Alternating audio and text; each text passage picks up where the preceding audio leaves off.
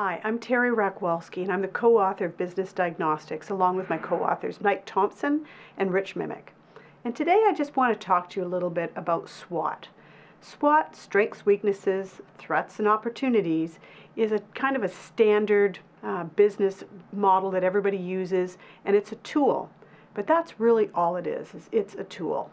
So let's talk about what the problem with SWOT is.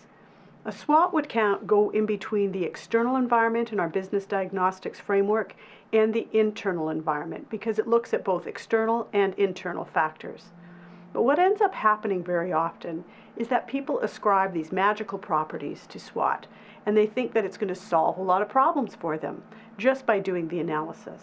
And I'd like to challenge you on that a bit, because what ends up happening is that people look at a SWOT and they say we do it, but then they won't use any other tools. I had one client where I asked them, they're getting into a very major strategic decision, and I asked them what analytical tools they were using, and they said, well, we did a SWOT. And that's all they did. And the problem with SWOT is that people tend to underestimate their weaknesses and overestimate the opportunities. They won't mitigate the threats and think, well, it's just a small threat.